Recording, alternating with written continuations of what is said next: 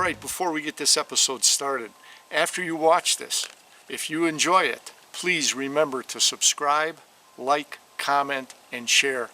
I really appreciate you taking the time to watch this video and my channel. A big thank you to you for that.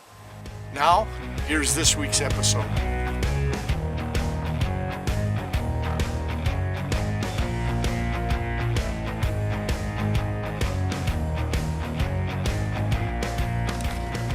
Hi everybody, and we're headed up for a week up at the lake cabin, do some fishing and that, but our nephew Kevin Pitzl texted me. On our 40 acres in central Wisconsin, they had a windstorm come through, and there's a tree that came down on our food plot. So we just took a little detour. We're going to check this out, spend the night here, and then tomorrow head up to the lake cabin for a week of fishing and fun. I know we're going to go out for a fish fry with the brother-in-law, sister-in-law, and my niece. So if I don't get out there tonight, we'll be out there tomorrow and checking out that food plot and see what happened with that tree. So catch you later. Stick with us.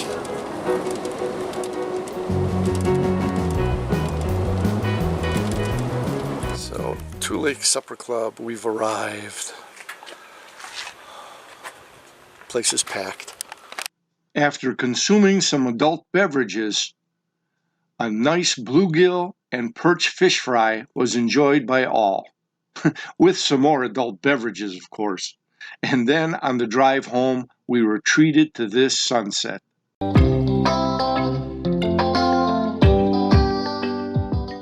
After a pancake and sausage breakfast with our own maple syrup, of course, the morning started with chores. Burning the paper goods in the fire pit, then a trip to the dump to take care of the recyclables. Come back here with the mower. Returning home, it was time to get out into the woods and check the storm damage. High shear winds blew through the area about a week ago. We know there's a tree down in the food plot, but we also need to do a trail check for wind damage also. Well, we're out here. We made it out to the food plot, and yeah, besides the growth that I know we got to get in, knock down, and clean up for planting, that's got to be done July, August if we want to hunt over something this fall. But here's that tree that came down in front of this trail camera, kind of right in the center of the food plot, but on the south end of it. But we gotta get in here with chainsaws and cut that out. He came down right across his turkey blind that he had set up from the spring, which was right in there. So, all right, let's take a closer look. Came on one of those trees. I did all that for nothing. So, anyways, yeah, the tree snapped back in here. You can't see it from this angle, but when it came down, it took out that tree, took out this one. Just missed this smaller one in here. Yeah, just missed this trail camera. Took this one down here too. Where? Right at the back. Right there in the base. Oh shit! I didn't see that right there. Snapped that one off too. But look at this limb, slid right along the side of his trail cam, and that's one of those expensive ones. That's a satellite trail cam linked to your phone. That ain't a cheap camera. Lucky, lucky, lucky. And then of course when it did come down, we had a limb coming off that tree. I don't know if you can see that through there. Maybe I can zoom in. Yeah. Took off that limb too. So yeah, we definitely have some chainsaw work to do. All right, Kevin, there it is. Your camera survived. You can tell them, turn it back on. You might get a squirrel running across the branch. Oh, Kevin, when this came down, right across the turkey blind that you built, here's that little front nook of the blind that you built. That kind of survived. But you can see the limb right there. That one came down right into the bigger blind where the two of you would be sitting. So, but I mean, it's a debris pile, so we just add to it. Here's one of the apple trees that Craig planted on the northwest end of the food plot. He was able to reach down there, hey, from on top here. No, or was that before you had it up? Yeah, it was before gotcha. I had it up. Okay. I had it out here, but I didn't have the stake on there. I was worried about that one being on there, but this ain't really all that tight on there. But either way, I don't want it. I'll tie it onto the fence, but I gotta get it off the tree. Okay. So what kind of apple trees? Honeycrisp apples on this one. Yeah, the other one's a crab apple. Okay, and the other one is over here. Let's check this one out while he's working on that one. So you got a couple apple trees on the north side of the food plot. This one, you know what too? The other thing here with this tree, I'm wondering about access to rainfall to water them. They're doing okay so far. Yeah. Chestnut crabapple on this side. So we got two of them And there's set up another there. crabapple tree up the trail over there. Is there? Found years ago. It's been in there. It had apples on it years ago. Yeah. Besides the food plot, which you can see needs a lot of work. Like I said, we don't do much to this, but it does bring the deer in. I mean, I've come in here and just cut it down, and then we use that drag rake that I talked about that you saw in previous videos to just rough up the ground, get some furrows in, and we throw stuff in, and clover and that does come up, and the deer do come in here and utilize it and feed it, and we do have good activity in here from deer. Plus we've got the 2 licking branches that I showed you in the past. So it does work, but I'd like to knock this down, go with a higher strength weed killer, and really knock this down, leave it sit for, you know, 2 weeks or so, then come back, clean it up, and get some in. My other goal is down on this corner here in the sun spot right there, is to put in a couple of rows of corn. Just for the heck of it, let it go, see what happens, you know? So Craig purchased the 2 trees. We got those in. He's working on this one now, taking the tag off, hanging on the fence. 2 apple trees on the north side.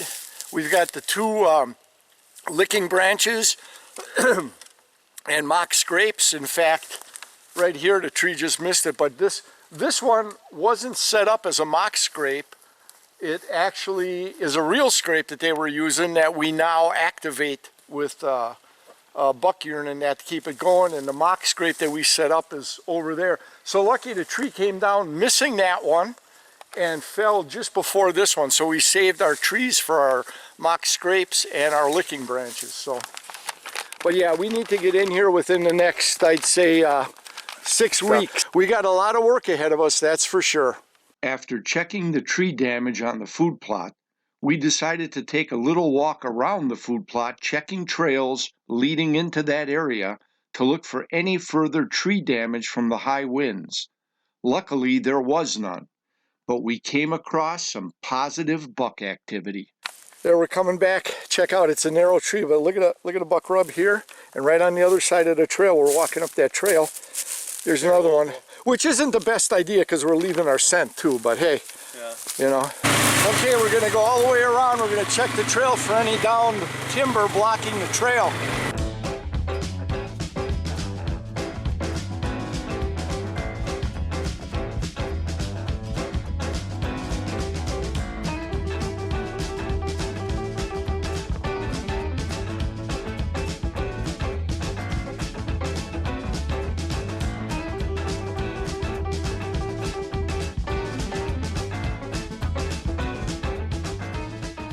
We made it.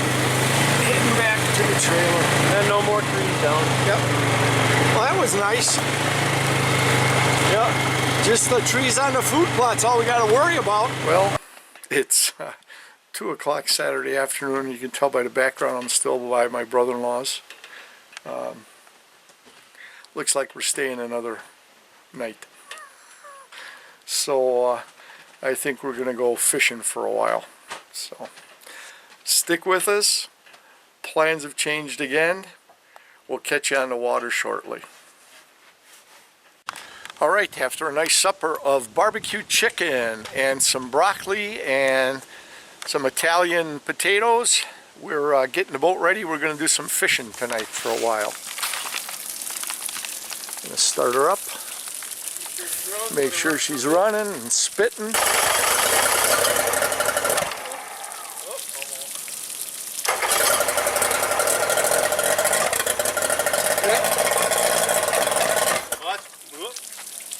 She's spitting though. All the water's coming out where it should be.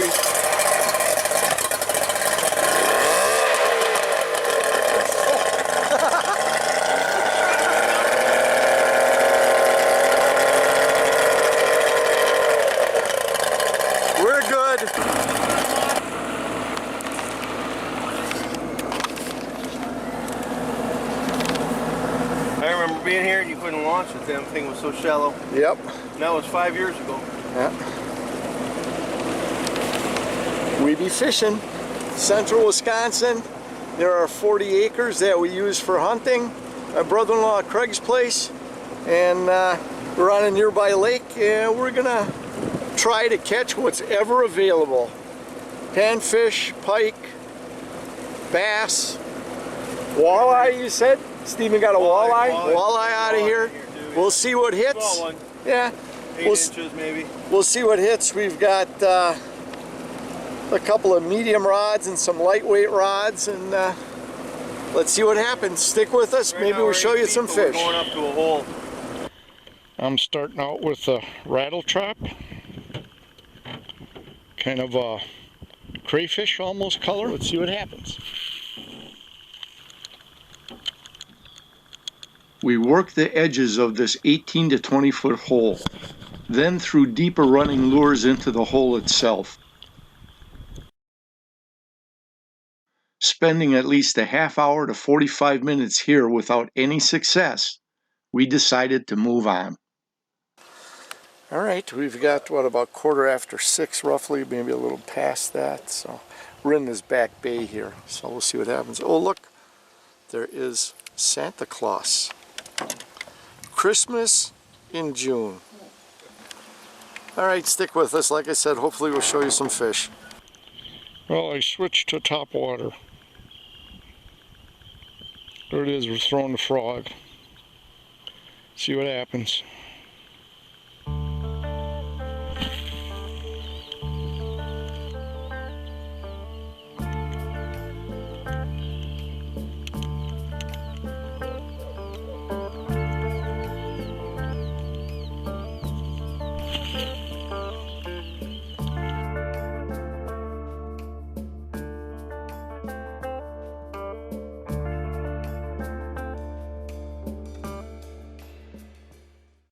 After working the lily pads and weed beds in the back of the bay with our topwater baits and having no success again, we were looking for the right combination of conditions.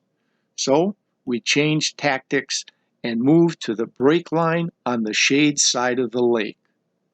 While I was dead sticking a black and silver Rapala, Craig was throwing a flatfish style bait, and that turned out to be the ticket. Working the break line in the shade with erratic moving baits really started to produce for us. Well, I'm used to this by myself. There he is, little buddy. First fish of the day, about an 8-inch largemouth, maybe 9, and that's it. So goodbye, buddy. Away he goes. Okay, now say that again. We didn't get skunked. There we go. Yeah. Lip him! Lip him! Oh, he got off. Long line release. Oh, bummer. Bummer. Long line release. Bigger fish though, hey? Nicer fish, Yeah. I And would what? say he was 12. Yeah. When did he hit? Right on the surface? You Right said? as the lure hit the water. I couldn't get the camera out quick enough. Yeah. So Spotted banana. let's see that spotted banana. There it is. His go-to lure, the spotted banana flatfish. Yep. I may have to go to Bassarino just to outfish him again. There's plenty of them in there. All right, stick with us. We got one in the boat, and we had a long line release on one. We'll show you some more in a bit. All right, fish number 3. This one looks to be about a 12-incher. 10 to 12. No, I'd say it's closer to 12. Nice little spotted bass. So third fish. 2 in and 1 long line release. Wait a minute. 2 in. I never saw that fish that Craig had on. All right, I'm gonna say bye to the buddy. Here we go. Away he goes. All right, number 3 for me. Another 10, 11 maybe. Yeah. Spotted bass. All right. Well, like Craig said, we're not skunked. We're catching something at least. Yep. Well, Kinda, you're catching something. Yeah, well. Not like us 1 long line release. It's kind of a nice bonus after working all day and kind of unplanned. We're having fun. Yeah. Say bye, buddy. Oh, he was nice. Didn't even splash me. Yeah. Hey, all right. There we go. Sun is just about ready to crest the trees. We've been out for about 2.5 hours. And a couple of fish. We contacted, what, 5 fish? Craig had some nice ones on. He had the big ones on. And we didn't land those. But I let him go. Yeah. Long line release. But he had the bigger fish on. I had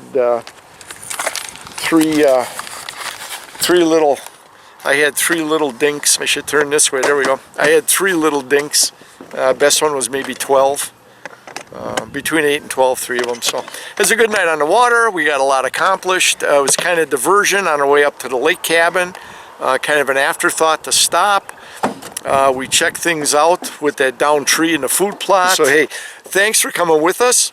And we'll be up at the lake cabin then for a week, Sandy and I. We get some fishing done up there. So it was a lot of fun. Thanks for joining us. We'll catch you guys later. See ya. All right, we're going to be pulling off the boat. Craig's backing the trailer in. I'll run it up on the ramp and we'll be all set to go.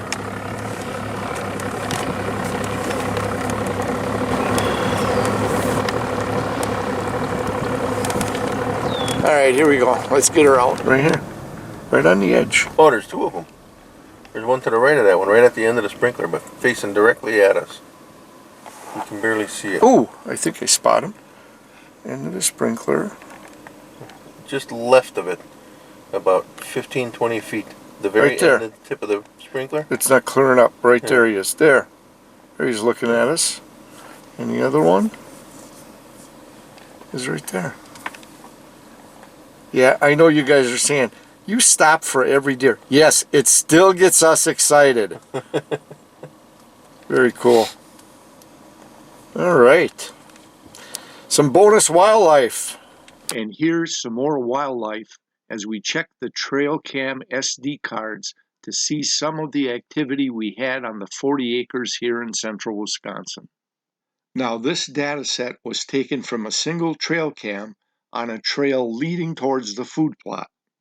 In all, 72 videos were recorded on this one trail cam over a 16-day period from June 17th until July 2nd. Of those 72 videos, I picked 28 of them to show you. As you'll see, there is plenty of healthy deer and other wildlife showing up.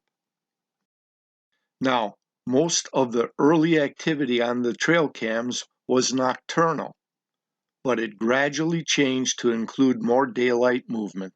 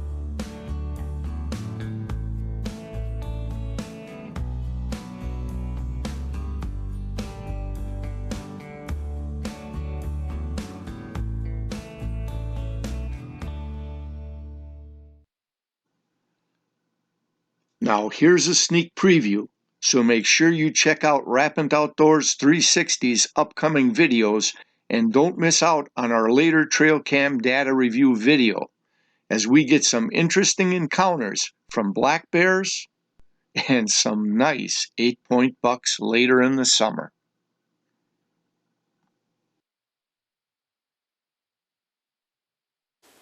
Feel free to comment below, or if you don't want to comment in the public eye, we can also be reached at rapantoutdoors360@gmail.com. Now, if you know somebody you think might enjoy this video series, please feel free to go ahead and share this video or this link with your friend.